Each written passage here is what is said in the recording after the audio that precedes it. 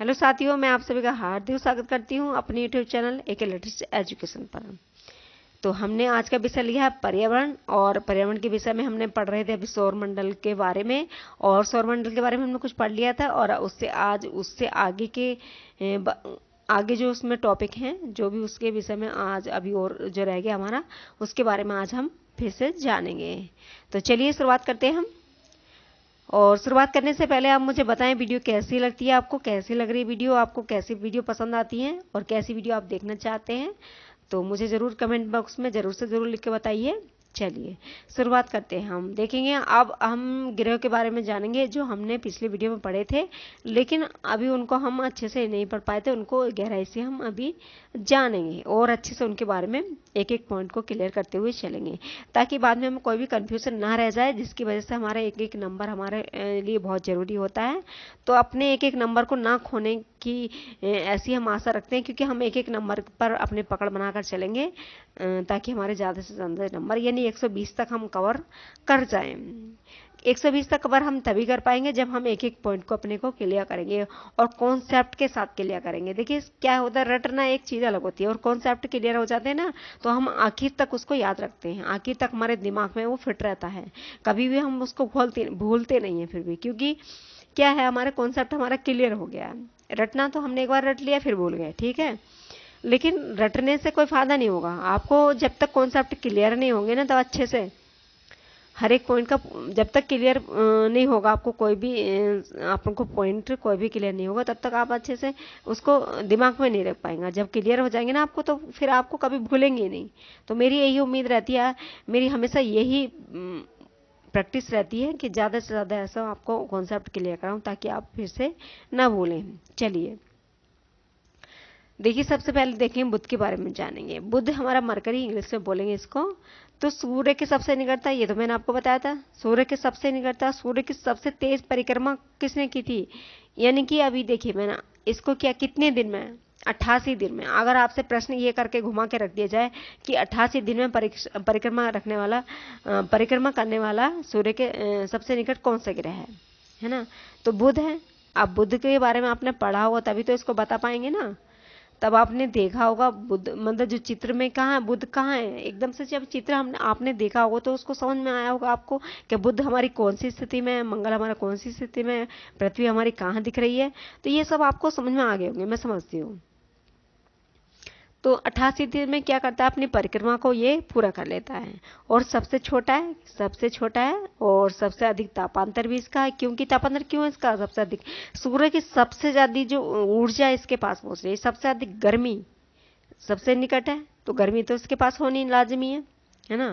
जब सबसे अधिक निकट है तो सबसे ज़्यादा गर्मी इसके पास होगी, और सबसे अधिक तापांतर भी इसका इसीलिए माना जाता है। और इसका कोई उपग्रह नहीं है, इसका कोई भी उपग्रह नहीं है। चलिए आगे चलते हैं। अगला देखेंगे हम शुक्र के बारे में।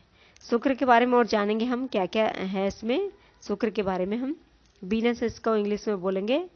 और ये इसके बारे में देखिए, पृथ्वी के सबसे निकटतम ग्रह है ये भी।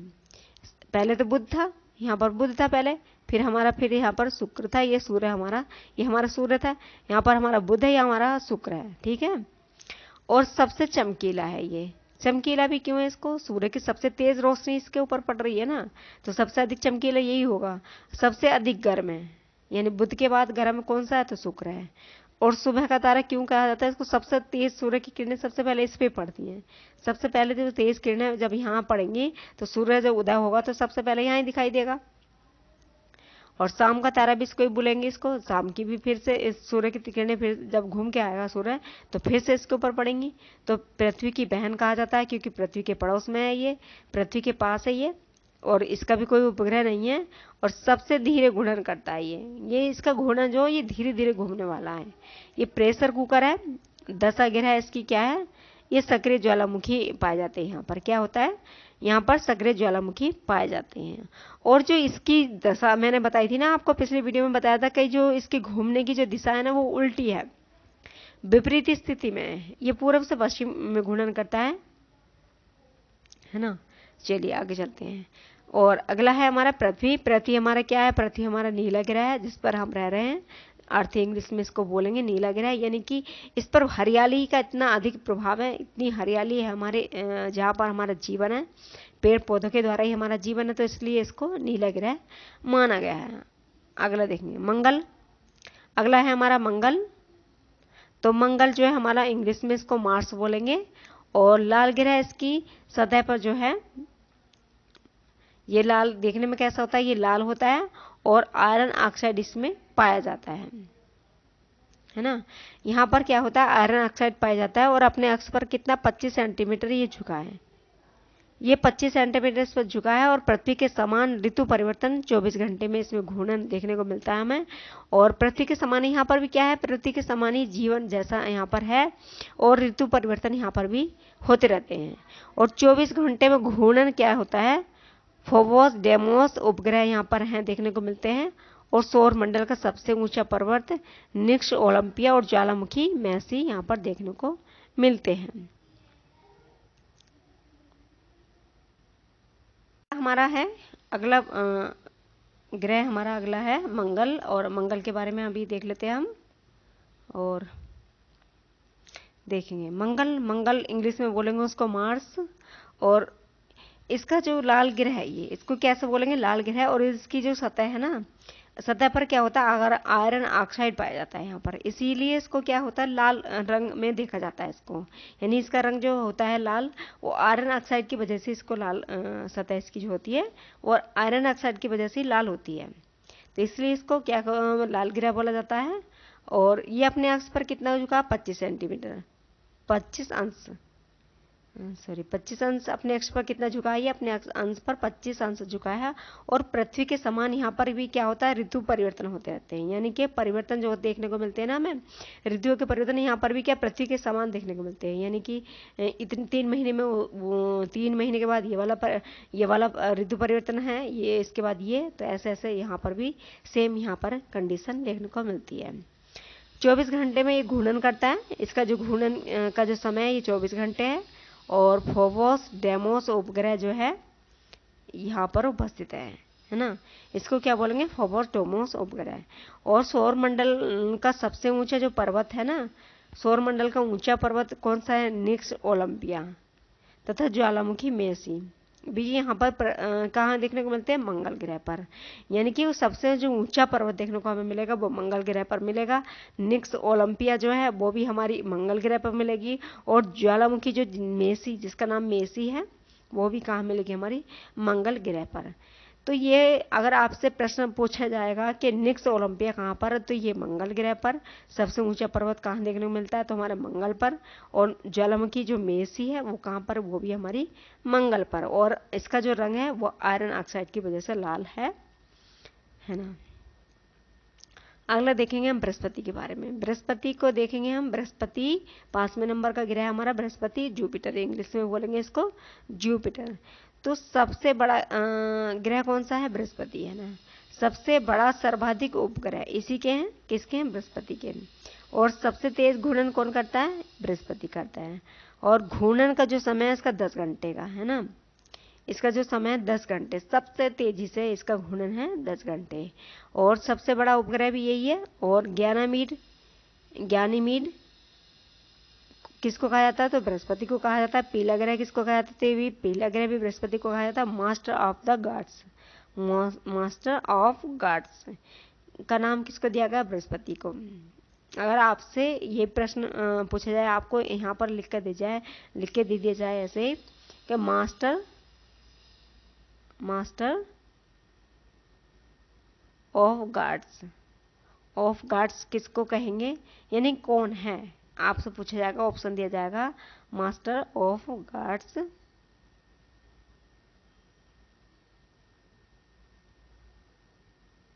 है ना, ये ऑप्शन दिया जाएगा, आपसे लिखा जाएगा इस तरह से कि मास्टर ऑफ गॉड्स मंगल या बुध या बृहस्पति, इनमें से कौन है। तो आपको बताना कौन है, बृहस्पति है ना। तो आपने ये पढ़ा है तो आप जान जाएंगे, अगर नहीं पढ़ा है आपने तो नहीं समझ में आएगा। तो इसलिए मैं समझती हूँ मैं आपको एक एक पॉइंट के लिए कराती चलती हूँ, क्योंकि 30 में से 30 नंबर हमें लेने ही हैं। चलिए आगे देखेंगे हम। शनि के बारे में देखेंगे हम। शनि क्या है हमारा, शनि को स्टूडेंट बोलेंगे इंग्लिश में। और ये दूसरा बड़ा ग्रह है, बृहस्पति के बाद कौन सा ग्रह है, शनि दूसरा बड़ा ग्रह है। टाइटन इसका क्या उपग्रह है, ये टाइटन इसका जो उपग्रह किसका है, शनि का है। और इसके चारों ओर क्या पाए जाते हैं, बलय पाए जाते हैं। देखा होगा आपने चित्र में, देखा होगा इसके चारों ओर क्या है, बलय देखने को मिल रहे हैं हमारे। जो बलय पाए जाते हैं किस में पाए जाते हैं, शनि में पाए जाते हैं। और इनकी संख्या कितनी है, बलय की संख्या 7 है। और इन बलों को ABCDEFG के नाम से बोला जाता है। इनको नाम क्या दिया गया है, ABCDEFG। तो ये नाम इनको दिया गया, इन बलय को, 7 बलय को। और ये आकाश गंगा में सदृश से इनको देखा जा सकता है, यानी ये दिखाई देते, साफ साफ दिखाई देते हैं, है ना।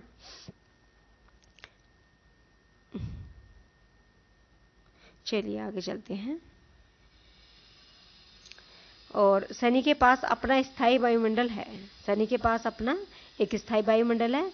कैसिनी यान इसके अध्ययन के लिए अमेरिका ने इसमें भेजा था। अगर पूछा जाए आपसे, प्रश्न पूछा जाए, प्रश्न बनेगा, देखिए यहाँ से, कैसिनी नामक यान किसके अध्ययन के लिए अमेरिका ने कहाँ भेजा था, यानी किसके पास भेजा था, तो किसके पास भेजा था, शनि के पास भेजा था।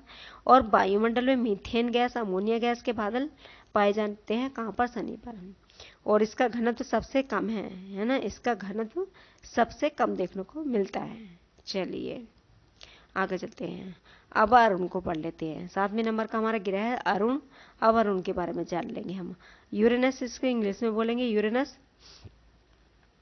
तो यह जो है पूरब से पश्चिम में घूर्णन करता है, ये पूरब से पश्चिम में घूर्णन करता है। और इसके उपग्रह भी इसी दिशा में परिक्रमण करते हैं। जो इसके उपग्रह, जो आरो पास इसके उपग्रह देखने को मिलते हैं हमें, वो भी कहाँ करते हैं उपग्रह घूर्णन, वो भी इसी दिशा में करते हैं। और इसे लेटा हुआ ग्रह कहा जाता है, इसे लेटा हुआ। इसकी जो स्थिति है ना,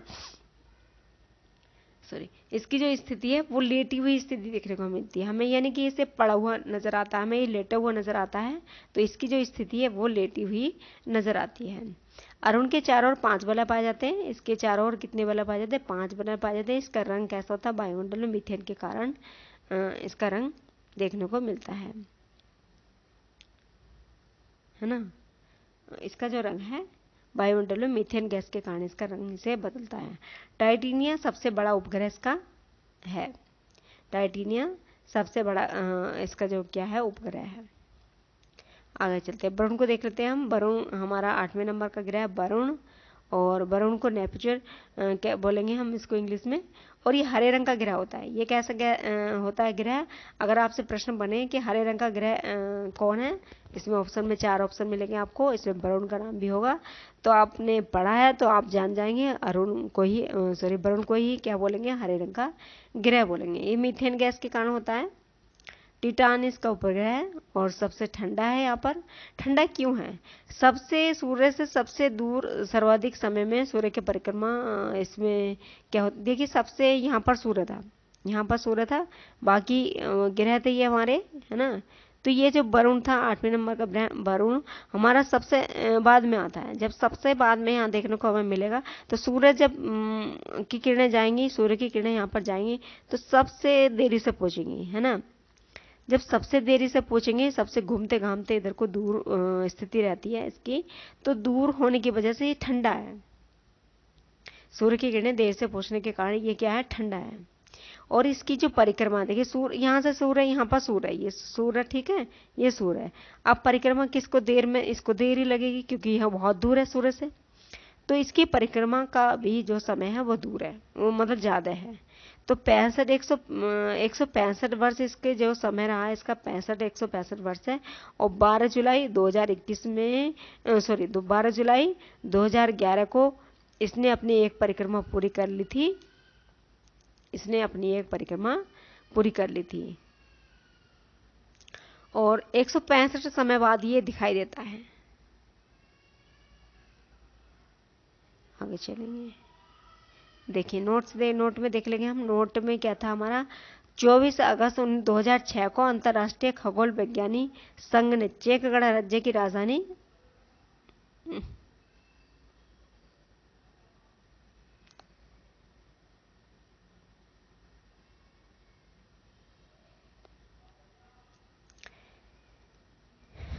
24 अगस्त 24 अगस्त 2006 को अंतर्राष्ट्रीय खगोल वैज्ञानिकी संघ ने गणराज्य की राजधानी प्रयाग में हुई बैठक में यम का पहले 9 ग्रह बताए जाते थे आपको, है ना। अब क्या हो गए, अब वर्तमान में 8 ग्रह हो गए। तो 8 ग्रह हो गए, 9वें ग्रह को समाप्त कर दिया गया, 9वें ग्रह को समाप्त कर दिया गया। और कब किया गया, 24 अगस्त 2006 को समाप्त कर दिया। ये भी आपसे डेट इसकी पूछ ली जाए कि समाप्त कब किया गया, तो 24 अगस्त 2006 को एक बैठक हुई थी अंतर्राष्ट्रीय खगोल विज्ञान वाली।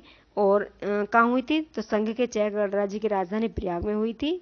संघ के जो संघ था, एक संघ बनता है इसका, और संघ ने चेक गणराज्य की राजधानी में प्रयाग में इसकी बैठक हुई थी। और उसी बैठक के अंदर इसे क्या हुआ था, इसे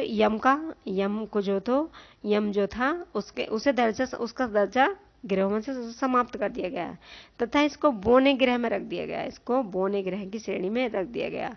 अब वर्तमान में ग्रहों की संख्या अब कितनी मानेगी, अब 8 रह गई है। पहले 9 थी ना, तो पहले 9 थी, अब इसकी संख्या कितनी हो गई, 8 रह गई है। तो ये भी पूछा जा सकता है आपसे कि कितनी सन को समाप्त करा, तो 24 अगस्त 2006 को इसका समाप्त कर दिया गया।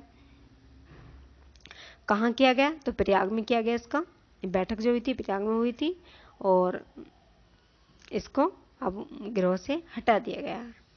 चलिए, मैं समझती हूँ यहाँ तक आपके समझ में आ रहा होगा। और वीडियो कैसी लग रही है ये बताना मुझे आप जरूर से ज़रूर। और वीडियो आपको किस तरह की अच्छी लगती है ये भी आप मुझे बताइएगा। आगे देखें, क्षुद्र ग्रह के बारे में देखेंगे। अब हम देख रहे थे क्षुद्र ग्रह, ये हमारा अवान्तर ग्रह है, उसको दूसरे रूप में माना जाएगा अवान्तर ग्रह एस्ट्रोराइड। तो क्षुद्र ग्रह क्या होते हैं, सबसे पहले हम इसके बारे में जान लेते हैं। क्षुद्र ग्रह क्या होते हैं, देखिए, क्षुद्र ग्रह मंगल और बृहस्पति की कक्षा के बीच में पाए गए पिंड जो सूर्य की परिक्रमा कर रहे होते हैं उन्हें क्षुद्र ग्रह कहलाता है, वो क्षुद्र ग्रह कहे जाते हैं। और ग्रहों के विस्फोट के फलस्वरूप टूटे टुकड़ों से इनका निर्माण होता है। मैं समझ रही हूँ, समझ में आया होगा आपके कि क्षुद्र ग्रह है क्या। आप इसके बारे में जान गए होंगे कि मंगल जो है हमारा वो बृहस्पति, मंगल यहाँ पर जैसे कि माना जाए मंगल है यहाँ पर, है ना, ठीक है, ये बृहस्पति है हमारा। अभी मैं आगे दिखाऊंगी चित्र के अनुसार। यहाँ पर मंगल है हमारा, ये बृहस्पति है। अब इसी के बीचों बीच में जो हमारे पिंड हैं, ये जो भी कुछ पिंड पाए जाते हैं, जो भी कुछ छोटे छोटे छिद्र पाए जाते हैं, वही क्या सूर्य की परिक्रमा कर रहे होते हैं, वही क्या कहलाते हैं, हमारे क्षुद्र ग्रह कहलाते हैं। अब ग्रहों के विस्फोट जो होते हैं, ग्रहों में विस्फोट, उनके फलस्वरूप छोटे छोटे टुकड़ों में इनका निर्माण होता है, यानी छोटे छोटे टुकड़ों में इनको बट जाते हैं, ये टूटते रहते हैं, आपस में टूट जाते हैं और टुकड़ों में बट जाते हैं। तो इन टुकड़ों से इसका निर्माण होता है क्षुद्र ग्रह का। चलिए, अभी देखिए, अभी दिखाऊंगी मैं इनको चित्र के अनुसार। क्षुद्र ग्रह जब पृथ्वी से टकराता है तो विशाल गर्त बना देता है। जब वो पृथ्वी से टकरा जाता है ना, आसमान से जब नीचे टकराएगा ना वो, तो पृथ्वी से, तो वो एक विशाल गर्त बनाता है। महाराष्ट्र में जो लोनार झील थी ना, जब एक बार टूटा था ये, जब नीचे आकर गिरा था पृथ्वी पर, तो महाराष्ट्र की जो लोनार झील है ना, तो इसी का निर्माण जो इसी के कारण हुआ था। मेरी बात समझ रहे होंगे आप को। जो महाराष्ट्र की जो लोनार झील, जिसको हम बोलते हैं लोनार झील, तो उसका निर्माण कहाँ से हुआ था, वही क्षुद्र ग्रहों के टूटने से एक विशाल गर्त पैदा हो गया। अब विशाल गर्त पैदा हो गया तो एक बड़ी झील उसका निर्माण हो गया। और ये निर्माण कहाँ पर हुआ, तो ये महाराष्ट्र में आकर गिरा था। महाराष्ट्र में इसका निर्माण हमें देखने को मिलता है। और अगला पॉइंट देखेंगे, फोरवेस्टा जो है हमारा, फोरवेस्टा एकमात्र क्षुद्र ग्रह है जिसे हम आंखों से देख सकते हैं, बाकी को किसी को जो है आंखों से नहीं देख सकते हैं। अगर प्रश्न आपसे ये भी बनता है कि हम ऐसा कौन सा क्षुद्र ग्रह है जिसे हम आंखों से देख सकते हैं, तो हमारा फोरवेस्टा है। ऐसा क्षुद्र ग्रह हमारा फोरवेस्टा है जिसे हम क्या कर सकते हैं, आंखों से देख सकते हैं। देखिए, चलिए, मैंने आपको चित्र के अनुसार आपको समझा देती हूँ, बता देती हूँ। देखिए, मैंने अभी आपको बताया भी, और मैं आपको अच्छे से दिखा देती हूँ। देखिए, ये हमारा सूरज है, हमारा सन है, ये है ना, ये हमारा सर है, ये हमारी मंगल है, ये हमारा मंगल, ये बृहस्पति, ठीक है। अब इन दोनों के बीच में, अब इन दोनों के जो बीच में ये जो परिक्रमा है, जो क्षुद्र ग्रह है, जो हमारे छोटे छोटे टुकड़े देखने को मिल रहे हैं ना हमें, ये यही क्या है, हमारी यही क्षुद्र ग्रह है, यही क्या है, हमारे क्षुद्र ग्रह है ये, इनको हम क्षुद्र ग्रह। अब एक साथ टूट के कहीं आकर गिर जाए पृथ्वी पर तो ये विशाल गर्त बना देंगे, यहाँ पर एक विशाल गर्त बना देंगे। महाराष्ट्र की जो लोनार झील है ये वाली, ये इसी से इनका टूटने से इनका निर्माण एक जगह इकट्ठा हुआ है, तो उसी के कारण लोनार झील का एक यहाँ पर बन जाती है। तो मैं समझ रही हूँ आपके समझ में आ रहा होगा अच्छे से, और अच्छे से आप समझ रहे होंगे। चलिए आपको एक एक पॉइंट क्लियर ऐसे करा दिया जाएगा कि आप जो है कभी भी इसको भूलेंगे नहीं अच्छे से। चलिए आगे चलते हैं, आगे देख लेते हैं हम। अब देखेंगे धूमकेतु के बारे में। धूमकेतु क्या है? अभी आपने क्षुद्र ग्रह को पढ़ा, अब आगे पढ़ेंगे हम धूमकेतु। धूमकेतु क्या चीज़ है, इसके बारे में प्रश्न बना था, और इसको इंग्लिश में बोलेंगे कॉमेट। तो सौरमंडल के छोर पर बहुत ही छोटे छोटे अरबों पिंड विद्यमान होते हैं, जो कि धूमकेतु ये पुच्छल तारे कहलाते हैं, है ना, जिनको हम बोलते हैं पुच्छल तारा दिख रहा देखो, तो वही पुच्छल तारों क्या बोलते हैं, उनको धूमकेतु बोलते हैं। उनको साइंस की भाषा में धूमकेतु बोला जाएगा उनको। तो ये जो गैस और धूल के जो संग्रह होता है ना, ये जो गैस होती है और धूल होते हैं, दोनों आपस में मिल जाते हैं, और जो आकाश गंगा है हमारी, उसमें लंबी चमकदार पूंछ सहित प्रकाश के चमकीले गोले के रूप में ये दिखाई देते रहते हैं।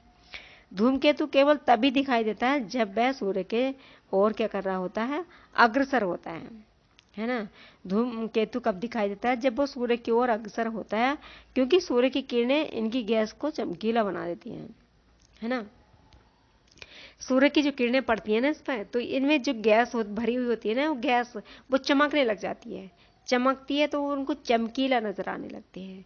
तो इसीलिए इनको चमकीला, इनकी जो गैस है वो चमकीला इनको बना देती है। और आगे देखते हैं, अगला पॉइंट हम देख लेते हैं। जो हैली नाम का एक धूमकेतु था ना, हैली नाम का, वो हैले नाम का धूमकेतु का परिक्रमण काल 76 वर्ष था, है ना। और अंतिम बार वो 1986 में देखा गया था। अंतिम बार कब देखा गया था? 1986 में देखा गया था। और अब अगली बार जब देखा जाएगा उसको, तो कब देखा जाएगा? 1986 में प्लस 76 साल बाद देखा जाएगा। जब 76 साल बाद देखा जाएगा तो कौन सी सन पड़ेगी हमारी? 2062 पड़ेगी है। अब 2062 में इसको देखने को मिलेगा ये हमें, हैले नाम का धूमकेतु। यानी कि 86 में इसको एक बार देखा गया, अब जो दोबारा देखा जाएगा वो उसको 62 में देखा जाएगा। 2062 तक आप देखते रहिए, इंतजार करते रहिए इसको, हैले नाम का धूमकेतु देखने के लिए। 62 में आपको ये देखने को मिलेगा। चलिए आगे चलते हैं।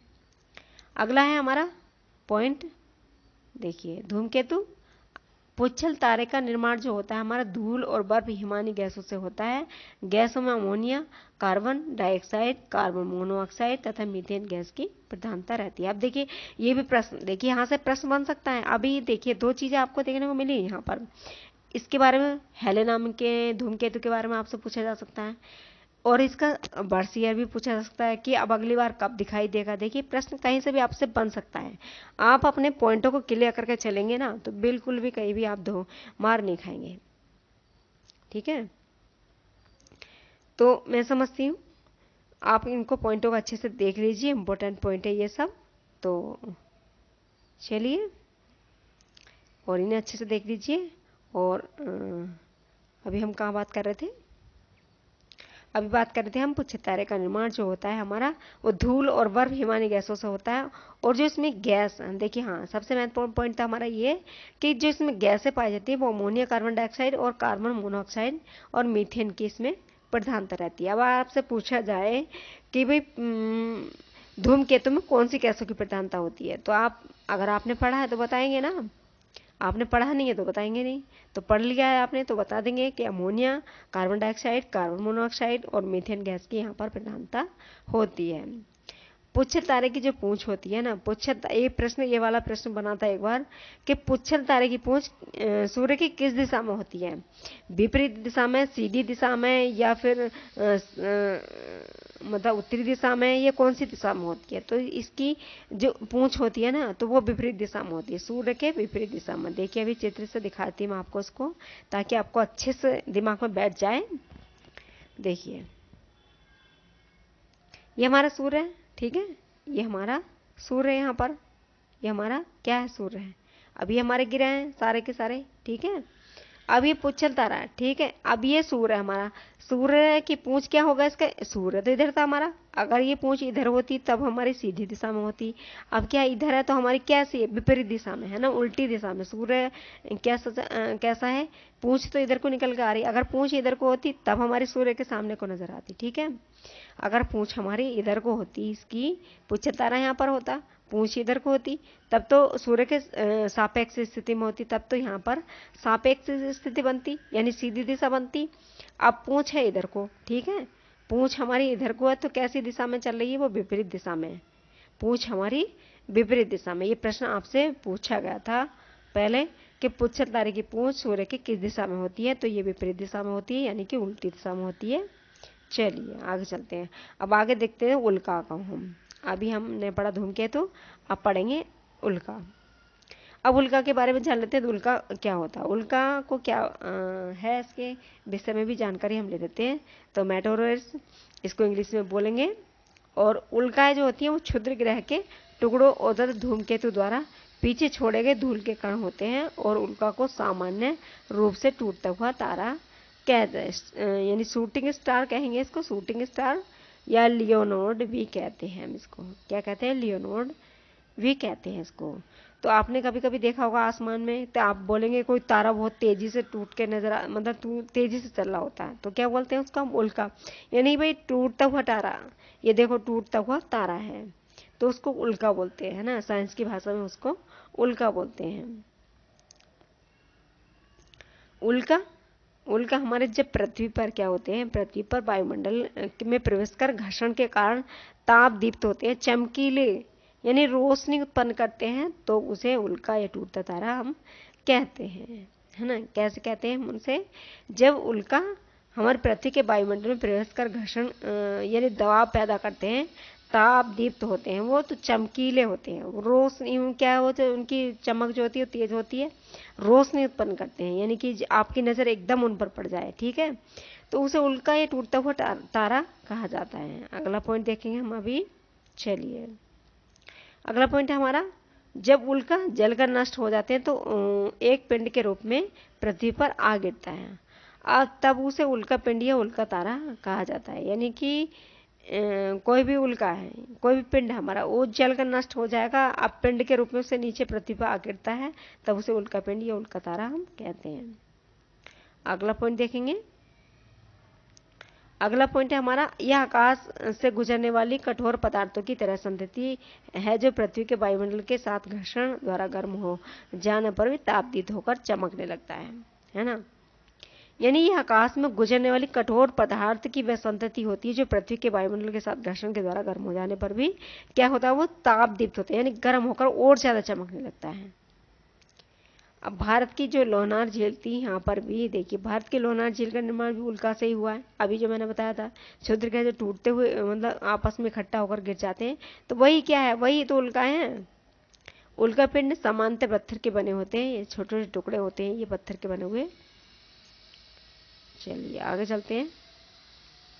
अगला पॉइंट है हमारा, पृथ्वी पर मिलने वाले सबसे बड़ा उल्का पिंड जो होता है वो हमारा होस्टा बेस था। अगर आपसे प्रश्न पूछा जाए कि होस्टा बेस क्या है, तो एक उल्का पिंड है, और पृथ्वी पर सबसे बड़ा उल्का पिंड कौन सा है, तो फिर होस्टा बेस है ना। मेरी बात समझ रहे होंगे ना आप। अगर आपसे प्रश्न पूछा जाए कि होस्टा बेस क्या है, तो एक उल्का पिंड है, और पृथ्वी पर सबसे बड़ा उल्का पिंड कौन सा है, तो फिर होस्टा बेस है, ठीक है।